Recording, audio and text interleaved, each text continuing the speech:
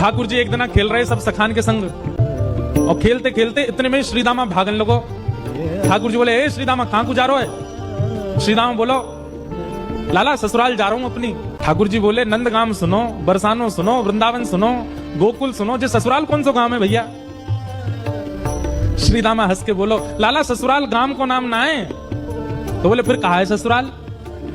बोले, जब ब्याह है जाए ना तो अपनो घर तो पीहर है और पत्नी को घर जो है क्या वो ससुराल है। ठाकुर जी बोले, जे पत्नी कौन होवे? बोले, लाला जैसे नंद बाबा की तेरी मैया यशोदा पत्नी है, ऐसे ही मेरा ब्याह है, मैं पत्नी लेवे जा रहा हूं, तो पत्नी के घर को ससुराल के में। ठाकुर जी गए श्रीदामा के पास, ओए श्रीदामा मेरो ससुराल कौन सा है? मेरे ससुराल को नाम बता। श्रीदाम बोलो, मुंह का पता तेरा ससुराल कौन सा? तेरी बहू जहां की होगी वही तेरा ससुराल। बोले, मेरी बहू कहां है? श्रीदामा बोलो, लाला मोते मत पूछे, मैया तो जाके पूछ। ठाकुर जी तो आज पहुंच गए सुबेरे ही, और यशोदा मैया से जाकर के रोने लगे। मैया बोली, काय गुरो रा लाला? बोले, मैया तेने मुझे इतनी बड़ी बात छिपाई। मैया बोली, का छुपा दियो मैंने? बोले, तेने मेरी ससुराल को नाम ना बताया आज तक। मैं 3.5 बरस को बूढ़ा हो, अभी तक मुझे मेरी ससुराल नाम पता हो, अब वो श्रीदामा अपनी ससुराल गए बहू लेवे।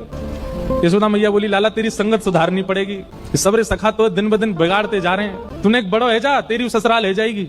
ठाकुर जी बोले, बड़े कैसे हूं मैं? बोले, जब खुद दूध पीने लगेगो, खुद नहाने लगेगो, खुद तैयार रह जाएगो, घर के सब काम अन्य करने लगेगो, तू बड़ा हो जाएगा, तेरा ब्याह करा दूंगी। महाराज वही दिना ठाकुर जी गए, अपने सबरे पुराने लत्ता कपड़ा लेकर के आए, धोने लगे उन्हें, अपने आप दूध पीने लगे, अपने आप भोजन करने लगे, अपने आप ही उठ पटांग श्रृंगार करने लगे। शाम को बोले, मैया मैं बड़ो है, अब ब्याह करा दे मेरो। मैया बोली, वाह दिन में ही बड़ो है तू। मैया तो बोले, मैया देख तू बात ने मत बदले, बार बार मोते कह तू ऐसा कर तो ब्याह कराऊंगी, बड़ो है जा तो ब्याह कराऊंगी। अब सब काम मैंने कर दिए, घर के सब काम काज करने लगो मैं, देख अपना श्रृंगार खुद करके आऊं, देख कैसा लग रहा हूं मैं। मैया बोली, ओठ वाली चीज आंखन में लगा के आयो, आंख वाली ओठन में लगा के आयो, यूं करो बड़ो है मैं। ठाकुर जी बोले, मैया मेरा ब्याह करा दे, नहीं तो श्रीदामा बहू लेके आ रहा हूं, बाकी बहू ले आऊंगा मैं, वही की बहू को ले आऊंगा, वही की ससुराल को अपना बना लूंगा। तभी एक सखा दौड़ो दौड़ो आयो, बोले, ए लाला देख श्रीदामा बहू लेके आ गो। बहू को नाम सुनते ही ठाकुर जी तो मचल गए, लेके चल मुझको जल्दी। मैया रोकने लगी, बोले, लाला ने सुधर के तो जा, कैसो बन के जा रहा है? ठाकुर जी तो दौड़े दौड़े गए, बोले बीच रास्ता में रोक ले, सबको कथा पता है। माधवी की मां ने पहले ही मना करके भेजा था कि बोले तेरे सखा, तेरे पति जो श्रीदामा, उनके जो सखा कृष्ण है, उनको मुख मत दिखाइयो। ठाकुर जी पालकी में घुस गए, हाथ पांव जोड़ के कहने लगे, भाभी जी एक बार ने अपना मुख दिखाए दो, लेकिन माधवी ने नहीं दिखाया। ठाकुर जी कह रहे हैं, देख ले, बड़े बड़े जोगी, बड़े बड़े तपस्वी, बड़े बड़े ध्यानी हमारे मुख को देखवे के काजे तड़पे, और हम तेरे सामने बैठे, तू हमें मोहना दिखा रही अपना। माधवी ने मुख नहीं दिखाया। ठाकुर जी बोले, ठीक है, तड़पेगी मुख को देखवे के काजे। माधवी बोली, मोए ना तड़पनो, मेरे पास मेरो खसम है, वही देख लूंगी, तुम्हें काहे को देखना। ठाकुर जी बोले, वचन दे के जा रहा हूं, तड़पेगी। जैसे छोटे से बालक कभी कभी बड़ी बड़ी बात करते हैं तो बड़े लोग उसको मजाक में लेते हैं, ऐसी माधवी ने भी मजाक में लिया, देखा ही नहीं ठाकुर जी को। श्री शुक्राचार्य जी वर्णन करते हैं वृंदावन में कैसी स्थिति है। गोपियां दोहन करती हैं तो घर घर घर जो दही की मथनी की आवाज आती है ना, उसी में ही कीर्तन करने लग जाती हैं। कृष्ण ऐसे, कृष्ण के नेत्र ऐसे, कृष्ण की नासिका ऐसी, कृष्ण के कान ऐसे, कृष्ण को मोर पिछ ऐसा, कृष्ण की पीतांबरी ऐसी, कृष्ण की भुजा ऐसी, कृष्ण के चरण ऐसे। कोई गोपी अपने घर में चौका लगा रही है और चौका में पौंछा की जो छर्र छर्र आवाज आवे, वही छर्र छर्र ध्वनि में ही कीर्तन करने लग जाए, कृष्ण ऐसे, कृष्ण ऐसे। हसितम मधुरम, चलितम मधुरम, वमितम मधुरम, मधुराधिपते अखिलम मधुरम। इन सबकी बातें सुनकर के मीराबाई, माधवी को ऐसा लगता है कि इन सब से तो मैं श्रेष्ठ हूं, कम से कम अपने पति की हूं, इन सब की तरह तो नहीं। पूरे दिन उस कृष्ण की प्रशंसा करती रहती हैं। सब गोपियां माधवी से कहती हैं, अभी तक तेरे सामने आयो ना है, और तेने अभी तक देखो ना है। अरे या प्रेम को काम भावनाते मत देखियो, 3.5 वर्ष को 4 वर्ष को है, लेकिन वाक्य प्रति एक अलग ही प्रेम प्रकट है जाए। माधवी सबको ज्ञान देती है, बोले चाहे 3 वर्ष को 4 वर्ष को है तो अन्य पुरुष, क्यों उसकी बातें करती हो, क्यों उसकी ओर देखती हो? लेकिन 24 घंटे गोपियों के बीच में रहती माधवी को और कोई चर्चा ही नहीं सुनाई देती।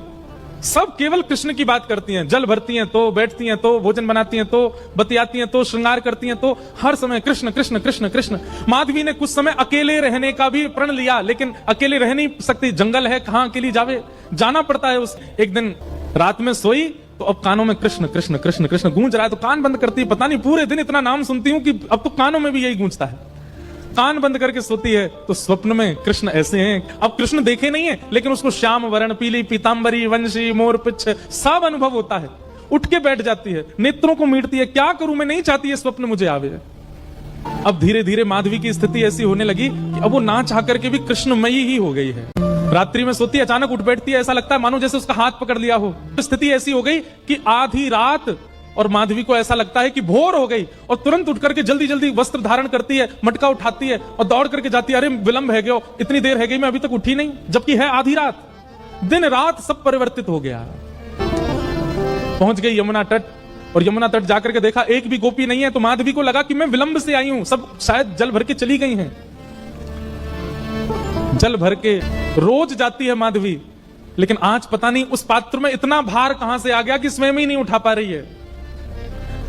इधर उधर देखने लगी, याचना करने लगी, कोई तो आवे, कोई तो उठा दे।